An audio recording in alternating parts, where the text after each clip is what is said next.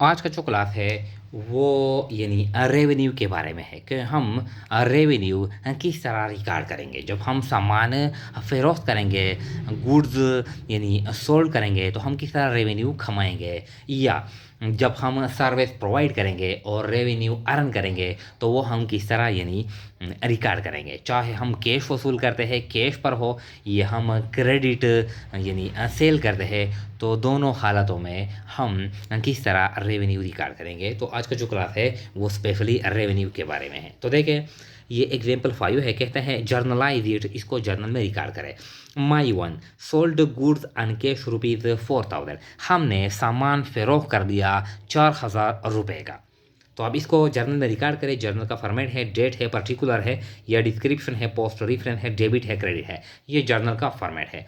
अब my one, यहाँ पर हम लिखेंगे माई वन, तारीख लिखेंगे। अगर साल हो तो पहले हम साल लिखेंगे।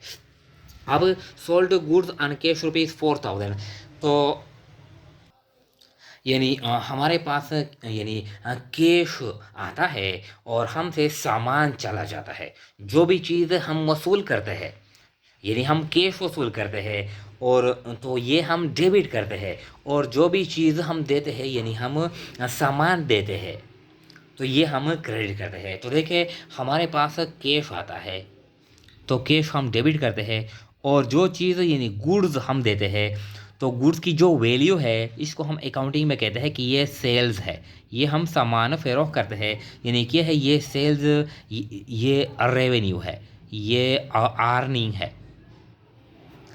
कैश डेबिट करते हैं और सेल्स क्रेडिट करते हैं जब हम नकद पे सामान फरोख्त करते हैं। हमारे पास कैश आ गया 4,000 और हमसे सामान चला गया, हमने यानी रेवेन्यू कमा ली ये 4,000। कैश डेबिट करेंगे और सेल्स क्रेडिट करेंगे। इसके नीचे हम नरेशन भी लिखेंगे। किस तरह लिखेंगे?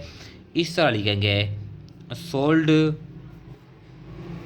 गुड्स या merchandise for cash, sold goods या मर्चेंडाइज फॉर कैश, इस तरह हम रिकॉर्ड करेंगे। देखिए, फिर कहते हैं May 3 sold goods and received a cheque, हमने सामान फरोख्त कर लिया और हमने चेक वसूल कर लिया। तो जो भी चीज़ हम वसूल करते हैं वो डेबिट करते हैं, और जो भी चीज़ हम देते हैं वो क्रेडिट करते हैं। तो हमने क्या वसूल कर लिया? चेक वसूल कर लिया। चेक का ताल्लुक किसके साथ है? ये बैंक के साथ है। तो हम रिकॉर्ड करेंगे, यानी डेबिट करेंगे, बैंक डेबिट करेंगे, और हम यानी टू सेल्स, जो सामान हम फरोख्त करते हैं इसको कहते हैं यानी सेल्स। तो 3,000 हमने चेक वसूल कर लिया, डेबिट करेंगे, और 3,000 हमने सामान दे दिया, वो हम क्रेडिट करेंगे। इस तरह यानी इसके नीचे जो नरेशन है लिखेंगे, यानी sold goods and received a cheque, sold goods and received a cheque. जब हम नकद पे फरोख्त करते हैं कैश डेबिट करेंगे, सेल क्रेडिट करेंगे। जब हम चेक वसूल करते हैं तो चेक का ताल्लुक बैंक के साथ होता है, बैंक डेबिट करेंगे, सेल्स क्रेडिट करेंगे। इस तरह फिर कहता है माई 4 सोल्ड गुड्स टू कामरान ₹15,000, हमने कामरान को यानी सामान फरोख्त कर दिया। अब यहाँ पर ये नहीं बताया गया कि कामरान को हमने जब सामान फरोख्त कर लिया तो ये कैश पर है या क्रेडिट पर है। तो ये बात यानी पॉइंट आउट कर ले, नोट कर ले कि जब किसी यानी शख्स का या इदारे का नाम दिया जाता है और कैश का जिक्र ना हो, तो इसका मतलब यह है कि ये क्रेडिट ट्रांजैक्शन है। Sold goods to Kamran cash देकर नहीं है 15,000, तो ये क्या है? इसका मतलब यह है कि हमने कमरान को उधार पे सामान फरोख्त कर लिया, इसका ये मतलब है। तो यानी ये जो सामान है हमसे चला गया तो हम सेल्स क्रेडिट करेंगे। किसके पास चला गया वो सोर्स हम डेबिट करेंगे, यानी कामरान के पास। तो जिस शख्स को जिस इदारे को हम उधार पे यानी सामान फरोख्त करते हैं, इस शख्स या इदारे को कहते हैं अकाउंटिंग की ज़बान में, अकाउंटिंग की टर्मिनोलॉजी में, अकाउंट रिसीवेबल या सन्डी डेटर।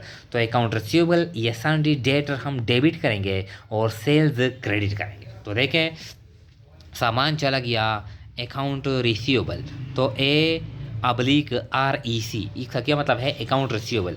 ये कौन है? ये कामरान है। अकाउंट रिसीवेबल कामरान डेबिट, और हमसे सामान चला गया, हमने रेवेन्यू कमाई, सेल्स यानी क्रेडिट। कितना अमाउंट है? ये 15,000 है। 15,000 अकाउंट रिसीवेबल डेबिट और 15,000 यानी सेल्स क्रेडिट। तो इसके नीचे जब हम नरेशन लिखेंगे तो किस तरह लिखेंगे? यानी सोल्ड गुड्स ऑन क्रेडिट। हमने सामान फरोख्त कर लिया लेकिन उधार पर हमने फरोख्त कर लिया। इसका ये मतलब है, जो चीज़ हम देते हैं वो हम क्रेडिट करेंगे, और यानी जो अकाउंट रिसीवेबल है या सन्डी डेटर है वो हम यानी डेबिट करेंगे। अगर नाम ना हो तो सिर्फ हम लिखेंगे account receivable debit cell credit. अगर नाम हो तो हर एक अकाउंट रिसीवेबल के साथ अपना अपना नाम लिखेंगे। इसका ये मतलब है। फिर कहता है check received cash from Kamran ₹10,000। ये जो कमरान को हमने यानी सेल कर लिया, अब इससे हमने 10,000 रुपये वसूल कर लिए। तो हमने किया वसूल कर लिया, हमारे पास कैश आ गया, कैश 10,000 आ गया। हमने किस से वसूल कर लिया? अकाउंट रिसीवेबल से हमने वसूल कर लिया। तो वो सोर्स हम लिखेंगे, अकाउंट रिसीवेबल कमरान। हमारे पास जो चीज़ आता है, हम जो चीज़ वसूल करते हैं वो डेबिट करेंगे, और जो सोर्स है वो सोर्स हम क्रेडिट करेंगे। 10,000 और ये भी 10,000। इसके नीचे नरेशन लिखेंगे, received cash from Kamran, received cash from Kamran. इस तरह नरेशन लिखेंगे। तो ये नरेशन आसान है, ये आप खुद लिखेंगे। फिर कहता है May eight received a cheque from Kamran ₹5,000। हमने कमरान से चेक वसूल कर लिया। जब हमने चेक वसूल कर लिया मतलब यह है कि हमने क्या वसूल कर लिया? चेक। तो चेक का ताल्लुक किसके साथ है? चेक का ताल्लुक है बैंक के साथ। तो मतलब यह है कि हमने बैंक वसूल कर लिया यहाँ पर, यानी चेक का ताल्लुक किसके साथ है? हमारे बैंक अकाउंट में पैसे आ गए तो बैंक डेबिट करेंगे, और जो सोर्स है जिस सोर्स से हमने वसूल कर लिया तो वो कौन है? वो अकाउंट रिसीवेबल यानी कमरान है, कमरान। ये यानी 5,000 और ये भी 5,000।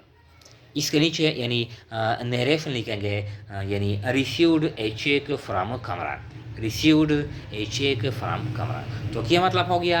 ये हो गया कि ये जो केस है स्पेशली यानी रेवेन्यू के बारे में है, कि जब हम यानी सामान फरोख्त करते हैं, कैश पर हो या क्रेडिट पर हो, तो दोनों हालतों में हम यानी सेल्स क्रेडिट करेंगे। दोनों हालतों में हम सेल्स क्रेडिट करेंगे। अब मिसाल के तौर पर कोई ऐसा केस है, यहाँ पर हम एक यानी ट्रांजेक्शन अपने यानी अभी लिखते हैं माई 9। फॉर एग्जांपल यहाँ पर है कि earned and received rental income, earned and received rental income. हमने किसी को यानी किराए पर यानी दुकान दी है या बिल्डिंग दी है 2,000, तो हमने अब किराया वसूल कर लिया। तो किराया यानी हमारे लिए क्या है? ये इनकम है, ये अर्निंग है, ये हमारा बिजनेस है कि हमने बिल्डिंग या दुकानें किसी को यानी किराए पर दी है। अब हम हर महीने में रेंट किराया वसूल करते हैं, तो ये किराया क्या है? ये रेंटल इनकम है हमारे लिए। तो ये इनकम जब हम कमा लेते हैं तो ये क्रेडिट करेंगे, ये क्रेडिट करेंगे। तो किस तरह रिकॉर्ड करेंगे? देखें, यानी हमने कैश वसूल कर लिया, कैश तो वसूल कर लिया, लेकिन किसके बदले में? जो सोर्स है वो सोर्स क्या है? रेंटल इनकम, रेंटल इनकम ये हमारे लिए इनकम है। तो जो भी यानी हम या तो सामान फरोख्त करते हैं या हम सर्विस प्रोवाइड करते हैं, तो दोनों हालातों में यानी जो इनकम है वो हम यानी जब कमा लेते हैं तो क्रेडिट करेंगे। मिसाल के तौर पर यहाँ पर है कि earned and received commission income, हमने कमीशन कमा लिया, वसूल भी कर लिया, तो किस तरह एंट्री पास करेंगे? कैश डेबिट और कमीशन इनकम क्रेडिट। तो जो भी इनकम हो, चाहे वो सेल्स से हो, गुड्स सेल से हो या सर्विस प्रोवाइड से हो, तो हम वो इनकम क्रेडिट करेंगे। जब हम नकद पैसे वसूल करते हैं तो कैश डेबिट करेंगे। जब हम चेक वसूल करते हैं तो बैंक डेबिट करते हैं। और जब हम उधार पे सामान यानी प्रोवाइड करते हैं, सेल करते हैं, तो हम अकाउंट रिसीवेबल या सन्डी डेटर डेबिट करेंगे।